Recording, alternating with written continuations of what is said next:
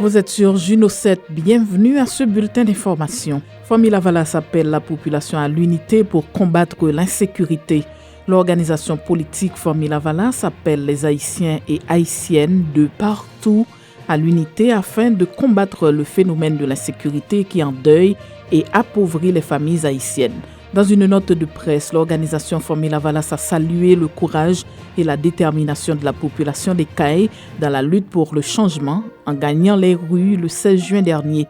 Famille Lavalas a profité de l'occasion pour lancer un appel à l'unité à tous les Haïtiens vivant en Haïti et à l'étranger afin d'endiguer l'insécurité qui empêche la population de circuler librement et en toute sécurité dans le pays.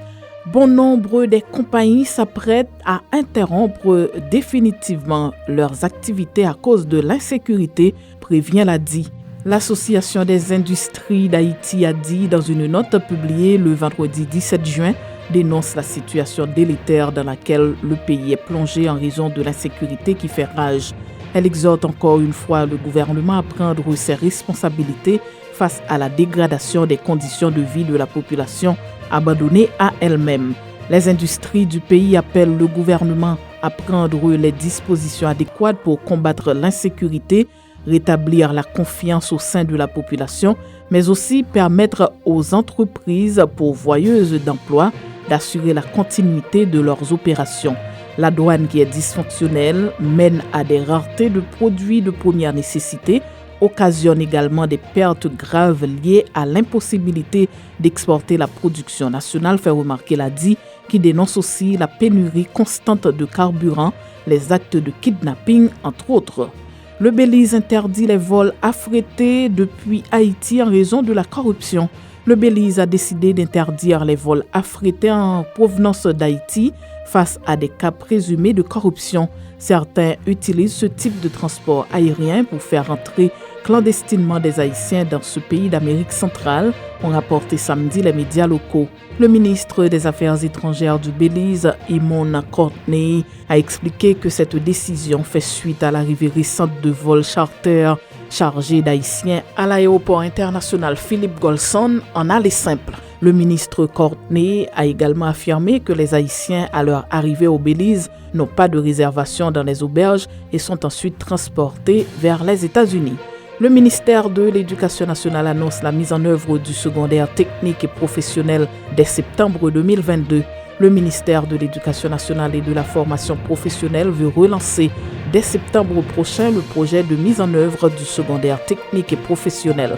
Cette question a été au centre d'une rencontre entre le ministère et des partenaires nationaux et internationaux organisée en présentiel et en virtuel à l'Inspection générale de l'administration de l'éducation.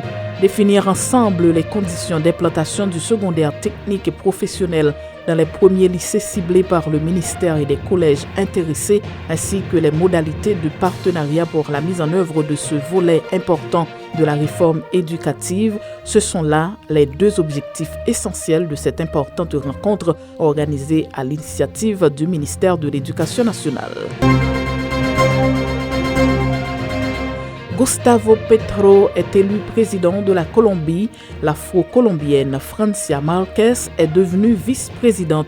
Gustavo Petro, le candidat socialiste, a remporté dimanche le deuxième tour de l'élection présidentielle en Colombie, en devançant son adversaire, le millionnaire Rodolfo Hernández, avec 50,47% des voix contre 47,27% des voix. Pour la première fois, le peuple colombien élit un président de gauche. Parallèlement, la militante écologiste Francia Márquez est devenue vice-présidente. Née le 19 avril 1960 à Ciénaga de Oro, en Colombie, Gustavo Petro est un ancien militant du mouvement de guérilla urbaine M19. Il est diplômé en études du développement en 1996 de l'Université catholique de Louvain en Belgique. Il a été maire de Bogota de 2012 à 2015. En 2018, il a essuyé une défaite au second tour de l'élection présidentielle et est devenu sénateur le 20 juillet de la même année. À présent, il brigue la présidence du pays. Haïti classé 60e sur 181 équipes nationales dans le dernier classement de la FIFA. La Fédération internationale football association FIFA a publié le 17 juin son dernier classement des meilleures équipes nationales féminines de football. Les États-Unis occupent la tête de ce classement alors que les Grenadières se positionnent à la 60e place. Pour ce nouveau classement, le trio de tête est formé par les États-Unis première, la Suède deuxième et la France troisième. Les Pays-Bas, l'Allemagne suivent de près à la 4e et la 5e place. Le Brésil et l'Argentine se retrouvent respectivement à la 9e et à la 35e place. Avec ses 1413 points, Haïti occupe désormais la 60e place devant la Grèce 61e et derrière le Ghana 59e. Au niveau de la CONCACAF, elle se classe en 7e position. Les États-Unis, le Canada, le Mexique, le Costa Rica, la Jamaïque et le Panama dominent le classement. Pour ses 160 ans de succès, le Rhum Barbancourt célèbre l'innovation. Le Rhum Barbancourt a fêté ses 160 ans vendredi dernier. Pour ses 160 ans de succès et d'histoire, Barbancourt fait un clin d'œil au passé, mais avec le regard tourné vers l'avenir, un avenir qui porte la marque de l'innovation. Innovation, c'est autour de ce thème que le Rhum Barbancourt a fêté son 160e anniversaire, d'où son nouveau slogan « Célébrons l'innovation ». La patronne du Rhum Barbancourt, lors d'une conférence de presse vendredi, a annoncé que des changements ont été opérés dans la présentation du produit, notamment le packaging. Toutefois, Delphine Gardère a précisé qu'aucune modification n'a été apportée au liquide à l'intérieur des bouteilles. C'est la fin de ce bulletin d'information. Merci de votre fidélité à Juno 7.